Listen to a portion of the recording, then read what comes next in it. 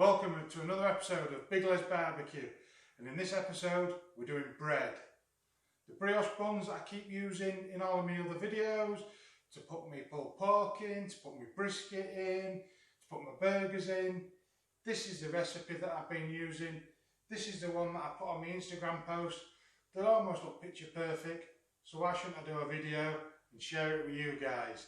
I'll put the recipe in the description below, but as we go through, if you want to get them all ready, we'll follow through together. We're going to start off first off with 150 ml of room temperature water and 100 millilitres of milk. I just use semi-skim milk because it's what we had in the house. I'm going to take that. We're going to take 2 tablespoons of caster sugar. I'm going to add that into the milk and water mix. And then we're going to take 2 teaspoons of dried yeast, not the fast acting yeast, just your dried baker's yeast. And we're going to sprinkle that into the water and milk mix. I was looking at the flour. And we're going to put that to the side a moment.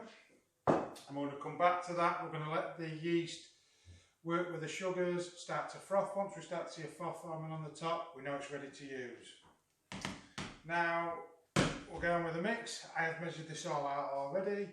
So we've got 550 grams of strong white flour or bread flour into my mixing bowl. Into that we're going to add 4 tablespoons of room temperature or warmed butter. This is where you're going to get messy. I'll scoop that off. And into that we're going to add a good pinch of fine sea salt. We don't want the coarse sea salt, it just leaves too many chunks, but you do want the fine sea salt. Now we're going to take the flour and butter and we're going to rub that together in our hands. Get your hands in there, get them mucky. You can use a bread machine if you want, or a dough mixer, but if you're going to do proper cooking, it's nice to get your hands in there and actually feel the ingredients. What we want to start to do is combine the flour and butter so it starts to look like breadcrumbs, and it's the butter, milk and eggs which makes this an enriched dough, which is a real nice sweet soft dough which goes with all them smoked meats that we're going to be cooking in the series. So that's nicely combined.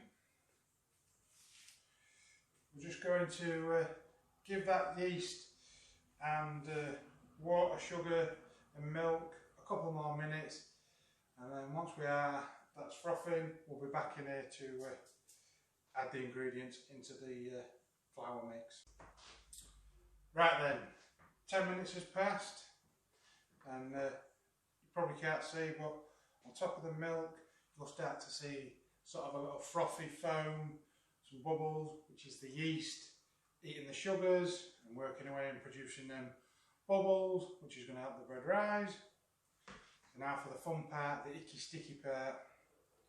We're going to make a well in the bread, and we're going to tip our yeasty mixture in. Just make sure I get all the bits out. Nearly forgot the eggs. That would have been a disaster. But we'll take 2 eggs. We're going to add the 2 eggs into the dough mix, and then using our dough hooks, basically our hands, we're going to start to combine that yeast mix with the flour. If you hear a pitter patter, again it's our little guest, Mr. Buster. Come on, you're coming in. Yeah, that's it, you're coming to the video. Buster seems to be getting used to the camera. I used to be really camera shy, but now whenever we get the camera out and he hears my voice, he thinks it's food. Right, once you get the dough sort of combined, take our board, just a little bit more flour just to stop it sticking to the board. We're going to turn that out onto the board and we're going to start combining that dough together.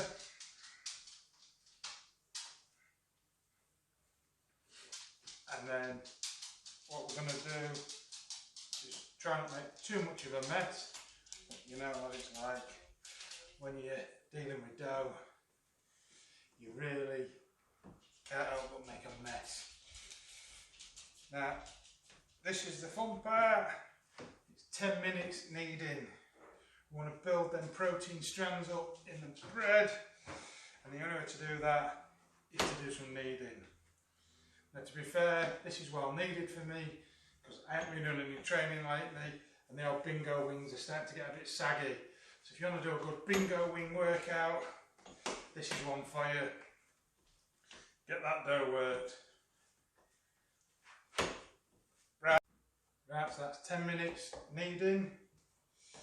The dough, as you can see, is starting to come back together and form into a nice ball. It's also starting to take the stickiness off my hands. I haven't cleaned my hands, it's all gone back into the dough. So take the clean bowl.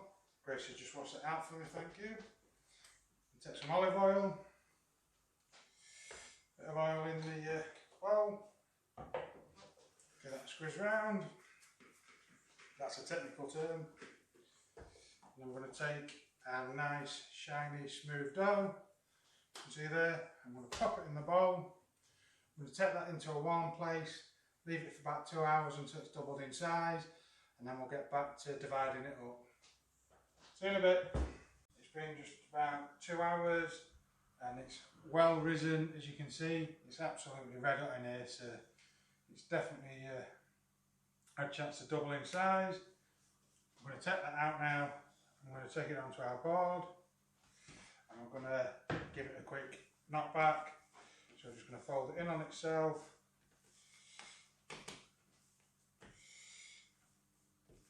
And then we're going to shape it, hopefully. And then we're going to cut it and divide it. Now you can cut the bread into 8 or 16. We go for 16 in this house. It just works nicer for the bread buns that we want. And then that's what I was saying. So that's 4,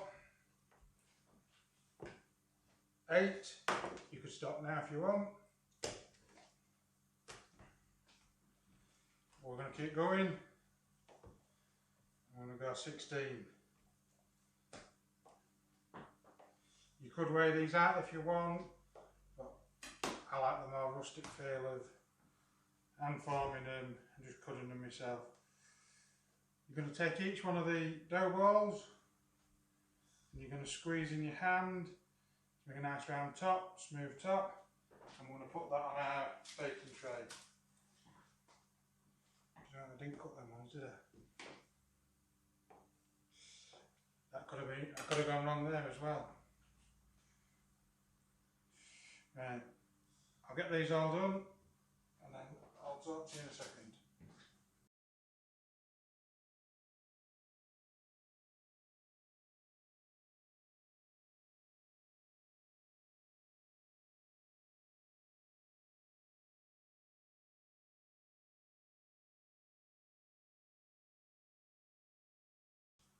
And the last one, and it looks like Buster thinks that I'm going to drop this one. This isn't the taste test, dog. We'll do that with the pulled pork in a bit. Right, last one. Keep pinching so it's nice and round. And then, there you go. 16 bread buns. I'm going to cover them in cling film, leave them for about an hour until they've doubled in size again. then we'll get to the egg wash and the sesame seeds. See you in a bit. They've been on now for about an hour resting, and as you can see they've started to double in size. We'll whip off the cling film. You can really smell the yeast that's worked in these. It smells really nice and fresh. We've got a single egg, and that's beaten up in the cup, and the trusty silicone brush. You can't go wrong with a silicone brush.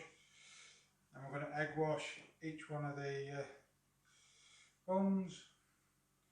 This will give a nice glaze and that deep colour on the top of them. Right, I've got quite a second while I get these done.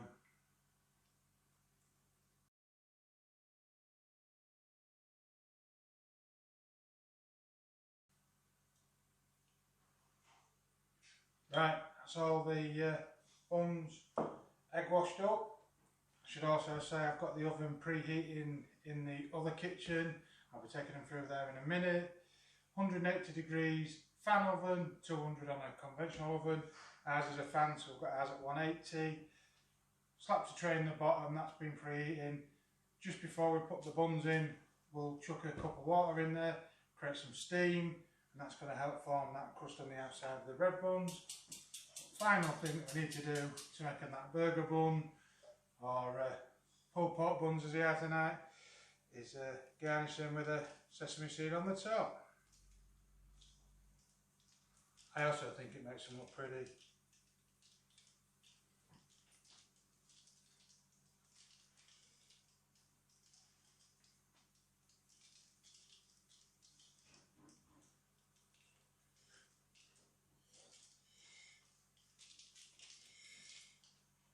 Right. Both trays of buns, egg washed up, sesame seeds. We'll go stick them in the oven. Should be about 20 minutes, and then we'll pull them out, cool them on a rack, and we'll get to eating them. Right, I'm off to the oven.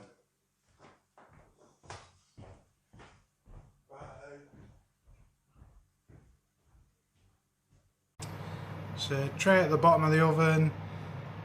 Get them in the oven now, get some steam going. Better get this door shut and get them cooking. Right, 20 minutes has passed, guys. If you have a look at the colour on the buns, absolutely beautiful. That deep golden brown on the top and light and fluffy underneath. If you want to see these buns sort of in use, check out my pulled pork video, my smash burgers. I even used them in my brisket, but I don't think I showed it on the video. I did it off the video. Anyway, I'll get these pulled off, get them on a rack and cooled, take a picture for you all, and then I'm going to make some pulled pork sliders tonight.